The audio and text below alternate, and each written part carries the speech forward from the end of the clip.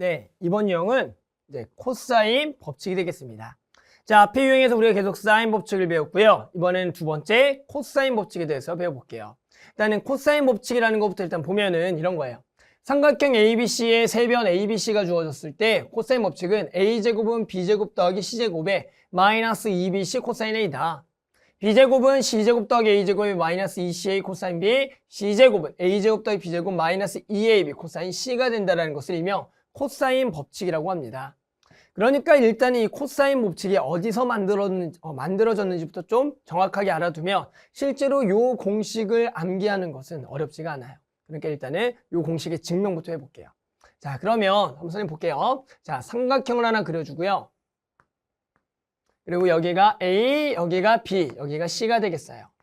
그래서 마주보는 변의 길이 여기가 스몰 a, 여기가 스몰 c, 여기가 스몰 b가 되겠다. 선생님이 이 중에서 이 2번을 증명할게요. 그 2번을 증명함으로써 나머지도 그러한 결과값으로 똑같다라고 갈게요. 그러면 일단 변의 b의 길이를 구할 건데 어떻게 구하겠냐면 이렇게 구하시면 돼요. A에서 BC에다가 수선의 발 하나 내립니다. 그래서 이 점을 H라고 갈게요. 그러면 우리가 알 수 있는 정보는 보세요. 자, 요게 C면은 요 BH라는 길이는 요 각도 B에 대해서 C 코사인 B가 된다. 얘는 뭐 C 코사인 B가 된다라고 알 수가 있는 거고, 그 다음에 AH 길이는 이 C에 대해서 요 각도에 대해서 사인이에요. 즉 이 길이는 C 사인의 B가 된다라고 알 수가 있는 겁니다. 그러면 내가 이제 변의 비례의 길이를 어떻게 구하겠냐? 이 변과 이 변에 대해서 피타고라스 정리를 쓸 거예요. 그러기 위해서는 우리가 또 필요한 게 HC의 길이죠. 그 HC의 길이는 전체 BC의 길이에서 얘를 빼면 되는 겁니다. 그러니까 얘는 A 빼기 C 코사인 B가 되겠다라고 구할 수가 있죠. 오예요. 그러면 우리가 요 변의 길이와 요 변의 길이를 아니까 B의 길이는 무슨 법칙? 우리 피타고라스 정리를 쓰면 어렵지 않게 구할 수가 있는 거죠. 따라서 B의 제곱은 얘 제곱에 C제곱에 사인의 제곱 B에 더하기 이것의 제곱 A제곱 마이너스 2AC 맞죠? 코사인 B에다가 더하기 C제곱 코사인 제곱 B가 되겠다. 됐죠?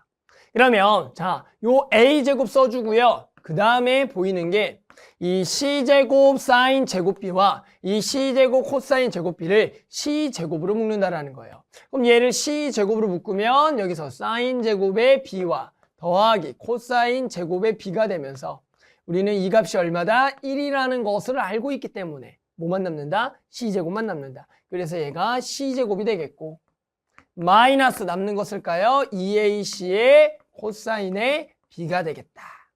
됐죠? 그래서 이것이 B제곱이 된다는 거죠.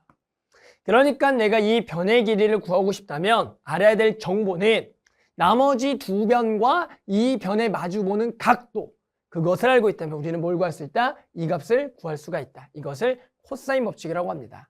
즉 코사인 법칙은 어떤 변의 길이를 구하기 위해서 나머지 변 두 개와 마주보는 각, 그것만 알고 있다면 한 변을 구할 수 있다가 코사인 법칙이다. 됐죠? 그래서 선생님 코사인 법칙이 증명을 해줬어요. 증명하는 이유는 뭡니까? 우리가 간혹 가다가 공식을 까먹을 때가 있다고요.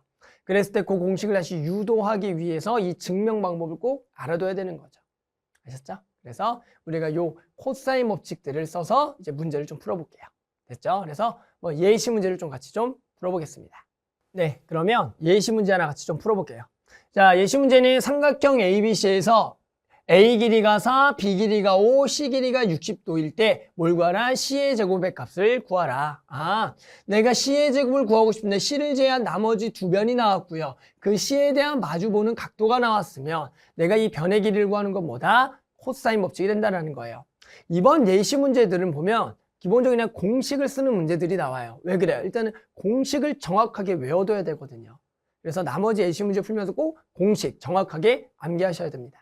됐죠? 그러면 우리 한번 C제곱을 구할게요. 그러면 C제곱을 4의 제곱 더하기 5의 제곱 마이너스 2A, B의 코사인 C가 되겠다.